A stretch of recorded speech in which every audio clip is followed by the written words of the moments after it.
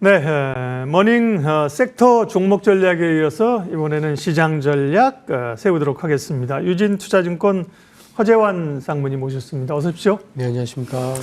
시기적으로 가장 관심이 있었던 것은 이제 미국과의 통상협상, 소위 2플러스 통상회담인데요. 네, 일단 회의는 만났는데 사실은 이게 바로 뭐가 나올 수 있는 건 아니잖아요, 그죠? 네. 네. 그래도 대략 분위기 좀 평가 좀 해주십시오. 네. 예, 사실 이번 회담은 시간 벌려고 간 거기 때문에 네. 그런 그 소기의 목적은 충분히 달성하고 왔다. 네. 그리고 사실 이제 저희 입장에서 봤을 땐 제일 부담스러웠던 것 중에 하나가 이제 방위비였는데 방위비 같은 거는 언급이 별로 없었기 때문에 저희로 봐서는 사실은 걱정했던 것보다는 좀 괜찮은 분위기였다 이렇게 좀 볼 수 있을 것 같고요. 물론 이제 최종 결정은 저희가 아마 조기 대선 이후 새로운 정부에서 아마 이 모든 것들이 좀 결정이 날 텐데 어쨌든 지금 현재 어떤 트럼프의 어떤 관세 정책에 대한 여러 가지 불확실성과 부담이 지금보다 더 증폭될 가능성은 분명히 좀 낮춰졌다라는 데 있어서는 충분히 좀 어느 정도 성과를 좀 본 게 아닌가라고 좀 보여집니다. 네. 그러게 일단은 말씀하신 것처럼 기사 나오는 것도 우리 정부도 서두르지 않겠다, 그죠? 시간을 좀 두고 지연과 협상 전략을 가져가겠다는 거고요. 방위비라든지 이런 압박은 없었다. 없었던 게 오늘만 없었던 거지 계속 없을 거라고 생각할 수도 없는 거고요. 네. 트럼프가 등판하지 않아서 그러지. 트럼프가 왔으면 또 한마디 했을 수도 있어서, 네. 우리 정부나 기업으로서는 절체절명의 위기인데 시간이 필요한 거고요. 그것보다는 조금 더 사실은 현실적인 얘기를 하게 되면 글로벌 관세 전쟁, 특별히 미중 간의 이 긴장도가 조금 줄어들었습니다. 트럼프는 조만간 뭔가 좀 나올 거라 관세율을 낮춘다고 했고, 근데 중국은 조심스러운 게 아니라 가짜 뉴스라고 대놓고 이릅니다. 어떻게 해석을 해야 될까요? 예, 아무래도 이제 미국과 중국 간에 지금 줄다리기를 하고 있다. 예. 이렇게 좀 봐야 될 것 같은데요. 근데 이제 그래도 분명히 좀 확실한 거는 트럼프의 어떤 관세 정책의 압박 자체가 그 수위가 분명히 좀 정점은 지났다라고 보는 게 좀 맞을 것 같습니다. 네. 그러니까 이제 중국과의 어떤 협상이 실제로 진행은 되지 않는다고 하더라도 이제 협상을 할 수 있는 어떤 여지들을 남겨놓은 것만으로도 어쨌든 지난 4월 2일 날 있었던 상호관세 공개 이후의 어떤 충격들을 충격에서는 상당 부분 좀 벗어날 수 있는 기대감들을 분명히 좀 주었고, 결국 이거는 미국의 어떤 소비자들 그리고 미국의 경기에도 부담 요인을 좀 완화시켜주는 요인으로 좀 주는 거고, 결국은 이게 이제 최근 들어서 미국 시장이 지난 4월 8일 이후에 그래도 바닥 대비 한 7% 정도 오를 수 있었던 반등의 계기로 좀 작용을 한 것 같습니다. 네. 트럼프는 매일 만나고 있다는데 중국은 그런 적 없다고. 트럼프는 누구를 만나고 있는 걸까요? AI를 만나고 있는 걸까요? 그렇죠. 말씀하신 것처럼 수위의 문제고 인식의 문제지 뭔가 밑에서 오가는 게 있겠죠. 그죠? 네. 책임자가 만나느냐, 정상이 만나느냐, 전화 통화하느냐 이런 걸 텐데 정점은 이제 지난 걸로 이제 보셨지만, 그러나 노이즈는 또 나와 있을 수 있잖아요. 이게 정점을 지났기 때문에 서서히 점진적으로 다운그레이드 된다고 볼 수는 또 없는 거잖아요. 아, 그렇습니다. 예. 여전히 이제 불확실성은 좀 남아 있는데요. 예. 근데 이제 예를 들어서 이제 관세가 이제 지난 4월 2일 날 발표된 걸로 저희가 계산을 해보면은 네. 미국의 이제 시조 관세율이 20%가 넘습니다. 네. 근데 이제 사실 이 정도가 되면은 미국 경제에도 또 그리고 이제 글로벌 경제에도 그리고 우리 기업들한테도 상당히 좀 부담이 좀 될 텐데, 어쨌든 이게 지금 내려간다라는 거죠. 이게 당장 내려갈 수 있을지는 모르겠습니다만은 어쨌든 내려간다라고 보면은 어쨌든 지금은 조금은 더 좀 불확실성이 좀 진정되는 국면으로 좀 볼 필요는 있을 것 같고, 이런 것들이 결국 최근에 미국 시장과 저희 주식 시장의 어떤 바닥을 조금은 더 단단하게 만드는 요인이 아니었나 이렇게 좀 볼 수 있을 것 같습니다. 미국 주식시장이 말씀하신 어떤 긴장 완화의 영향으로 또 연준 제롬 파월 의장에 대한 경고들도 줄어들면서 강하게 반등을 하고 있는데요. S&P 500 기준으로 하면 최근에 고점에서 21%가 빠졌고 저점에서 10%를 돌려냈네요. 그죠? 네. 반등으로 봐야 됩니까? 아직은 혹은 반등으로 본다면 상승 여력은 얼마나 남아 있을까요? 미국 시장은. 예. 아직은 좀 그 바닥을 완전히 다 지났다라고 보기는 어렵다라고 좀 보여집니다. 왜냐하면은 이제는 2분기부터는 지금도 이제 미국 기업들과 저희 한국 기업들이 이제 실적을 발표를 하고 있는데 1분기까지는 어쨌든 관세 이전의 수요가 분명히 좀 작용을 한 부분들이 있고 2분기부터는 이제 관세 영향을 직접적으로 이제 맞을 텐데요.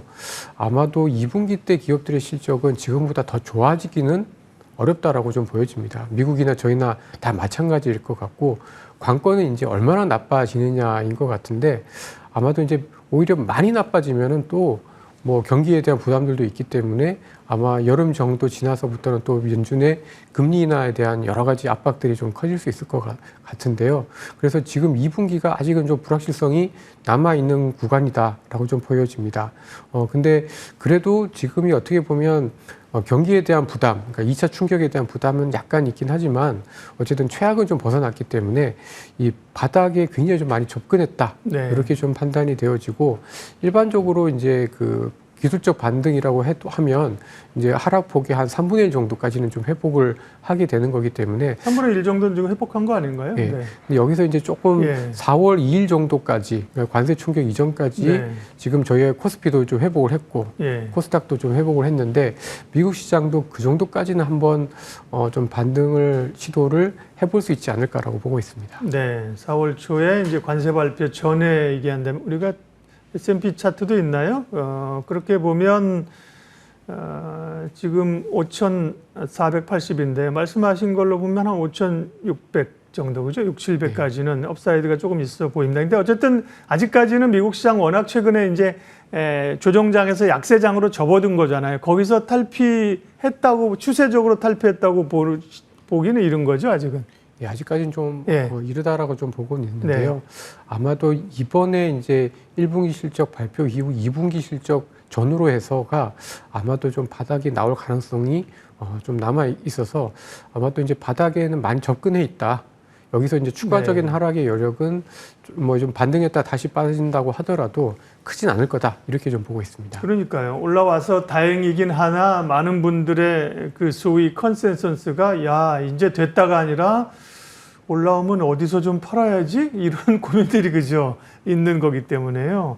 국내 증시 지수부터 보고 이제 뭐 섹터 얘기를 할게요. 국내도 뭐 미국 관세 영향으로 2,300을 일시적으로 무너뜨렸다가 지금 2,540선까지 와 있는데요.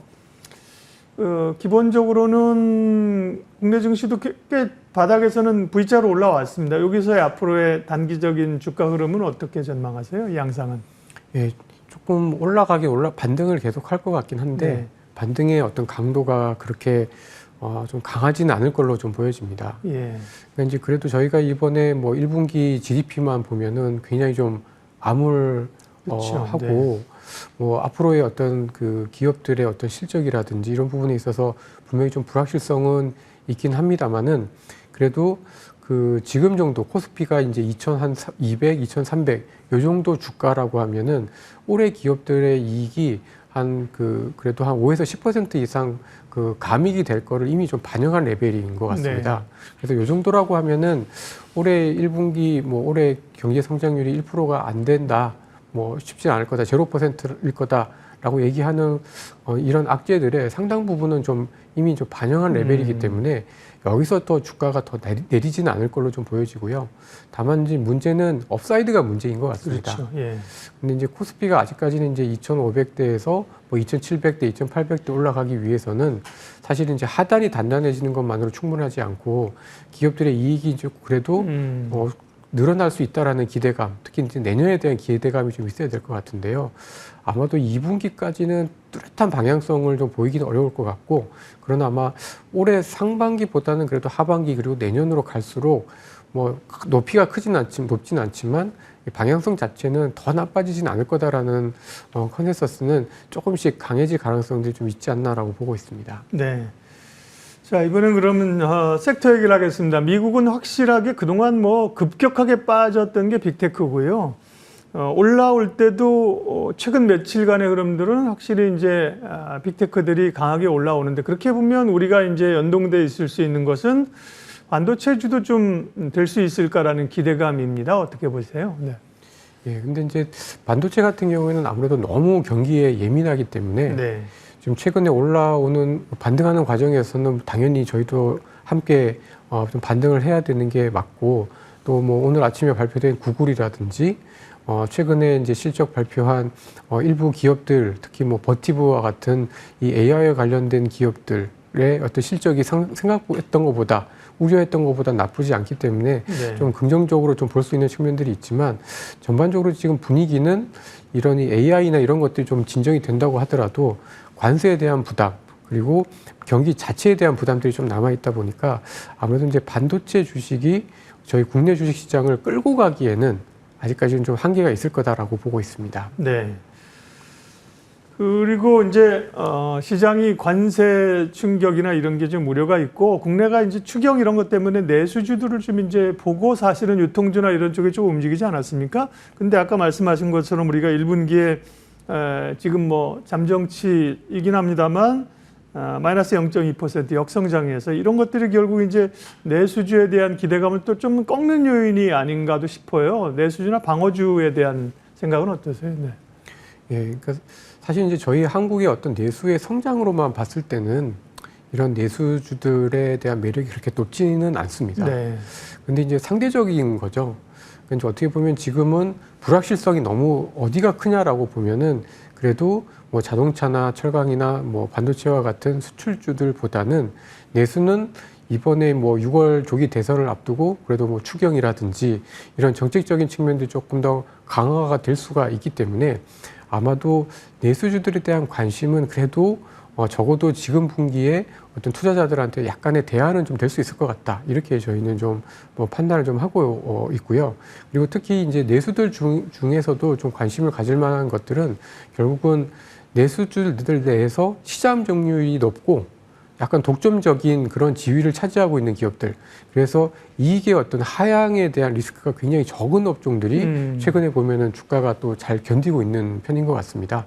그래서 어떻게 보면 뭐 나쁘게 얘기하면 지금 굉장히 시장은 굉장히 좀 방어적인 그런 쪽이긴 한데 네. 어쨌든 이런 업종들이 상대적으로는 좀 부상을 할 가능성들이 여전히 좀 남아 있다라고 보고 있습니다. 조선주가 실적 발표하면서 강한데요. 방산주도 여전하고요. 조선방산에 대한 시각은 어떠십니까?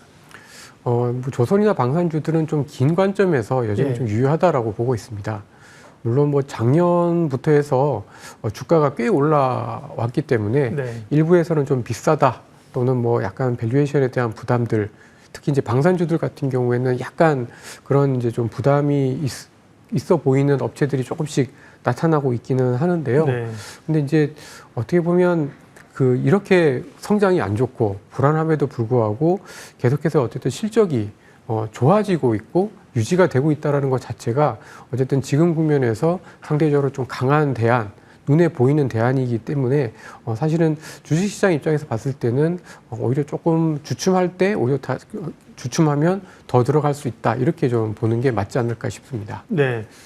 정리 좀 하겠습니다. 그래서 말씀하신 것처럼 또 우리가 보는 것처럼 이번 주의 흐름들이 트럼프가 후퇴하는 움직임으로써 지수도 꽤 올라왔는데 투자자들의 고민은 행복하다, 비축해놨던 현금을 좀 다시 쓸까가 아니라 어디서 좀 현금을 마련해야지 이런 고민이 있단 말이죠. 네. 우리 시장 중심으로 해서 시장 전략, 섹터 전략 간략하게 마무리 좀 해주시겠습니까? 네. 예, 아직까지는 저희가 이제 공격적으로 어떤 주식 시장의 어떤 업사이드, 상승 가능성을 보고 소위 말해서 좀 공격적인 투자를 할 시점은 아닌 것 같고요. 네. 지금은 상대적으로 좀 지켜가는 전략들이 좀 필요하지 않을까라고 생각을 좀 하고 있습니다. 그래서 약간은 좀 지루해 보일 수도 있지만 뭐 내수와 관련된 산업들 그리고 이들 내에서 그래도 저희가 선거를 앞두고 선거를 지나면 아무래도 뭐 재정 정책이나 뭐 금리 인하라든지 이런 것들로 인해서 유동성이 또 한 번은 좀 더 좋아질 수가 있기 때문에 뭐 이런 내수와 관련된 업종들을 중심으로 해서 그래도 좀 포트폴리오를 지키다 보면은 여름 이후에 또 다른 좀 기회들이 좀 있지 않을까라고 보고 있습니다. 네. 지키는 전략, 내수주 얘기했고요. 자막 가운데 보면 필수 소비, 엔터, 신재생도 들어있네요. 네. 네, 아무래도 이제 선거와 네. 관련돼서 정책적으로. 네, 굉장히 지금 많이 위축되어 있는 네. 상황에서 봤을 때는 상대적으로 좀 반등의 기회가 좀 있지 않을까라고 좀 생각이 좀 듭니다. 네. 머닝 전략 그리고 포트폴리오 섹터 전략 유진투자증권 허재환 상무님 함께했습니다. 도움 말씀 고맙습니다.